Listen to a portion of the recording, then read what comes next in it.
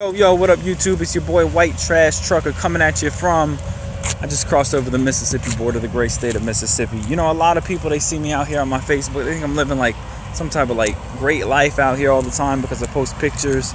You know, I take a lot of nice pictures, good pictures. For those of y'all who are into pictures, yo, get an LG because LG's got a phenomenal camera. I got the G6, probably get the V10. I'm with T-Mobile. Service ain't the greatest. I'm on a good plan with them, the old school plan. Anyways, yeah, a lot of people, you know, they think it's all fun and games out here. They're like, oh, we see you out here, man. You're seeing this and you're seeing that. I don't know if so many people realize how hard I'm working out here too, man.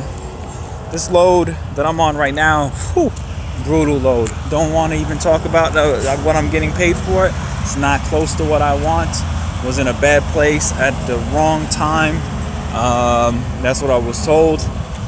I did have a few options, so I did take this load. I did not look at it as closely as I probably should have. I won't take a load like this anymore. Probably, I just will not accept it. So when you're coming out here in the spot market, you know, make sure. I have a phenomenal dispatcher. He's a great dispatcher, and I feel like at this point we have a high level of trust and between me and him. So I really hope it remains that way. But regardless, always, you know, don't look at every load very carefully. Really think about it. You know, don't get into the habit. Because you know you can get into something. You gotta really think it through. Like this load, for some reason I had it in my head it was paying a little bit more than it was. I also had it. I don't think me and my dispatcher really. I don't think we really had the miles exactly right on the deadhead and the loaded. I think we kind of jumped into this load a little quick. I'm not saying that this wasn't my best option. Could have been, but it was a brutal load. So you get stuck on a load like this.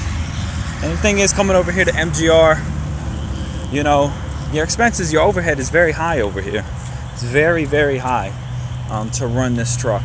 And the cost of this truck is not a problem when the rates are good. When the rates are good, this is not a problem. You don't care. Like I said, all I care about is my net. I don't give a shit what the truck costs. But over here, when the rates drop, you really feel it. And I mean, you feel it immediately. You know, and you're on like a, you know, it's like any other lease thing that you get into. I'm on a week-to-week lease. You know, every Monday, that lease payment, your overhead comes due again. So you gotta stay out, man. You can't take a lot of home time. And that's rough. That's rough. Trust me. I need about a week off right now. But I'm just powering on through. I got something to look forward to, though. I'm going to Dominican Republic at the end of May. But I'm really thinking right now freight prices are not what we want them to be. So I'm really hoping that they pick up. And I mean pick up like easily getting over $2 a mile. Also, you got to be in the right spot, you know. With this load, I wasn't in the best spot. But I have to stay in the best spot because best spot possible. You know, that's the thing about being an over-the-road driver. Being an over-the-road driver out here in the spot market, you know, you got to chase the money where it's at. That's why you're over the road. That's why you're not regional, you know. That's why you're not local, because you want to take advantage of the best rates all over the country, wherever that is. But, you know, it's a learning curve for me because these, like, you know, coming from a company driver standpoint, like, it's very easily to start to pick up, if you're not an idiot, you know, where freight comes and goes to, what the strong lanes are. You know, obviously, I-85, that's a strong lane. I-77, not as strong a lane. You know, a very strong lane on I-85 between, you know, Atlanta to Richmond, Virginia. Very strong, you know. I-77 north of Wytheville, not very strong, not strong at all. So, you know, you just, you know, you're able to pick that up as a company driver. You know, you're able to pick up where the freight's really strong, what the lanes are. What you're not able to pick up as a company driver is what's strong going into a place and what's weak coming out of a place. For instance, I got this load out of Maryland. Now, Maryland, I'm thinking as a company driver, you know, that's a great place to go, because I've always been there as a company driver. I mean, I've always been there as a company driver, and there's always a lot of freight there, but also there's a lot of trucks there. So going into Maryland is good. Coming out of Maryland, not so good all the time. So you start to learn these things as a driver, and you know, it's all a learning curve. But right now I'm just stretching my legs. I'll tell you, my arm hurts just from holding this phone. You know why that is? Because I'm not working out.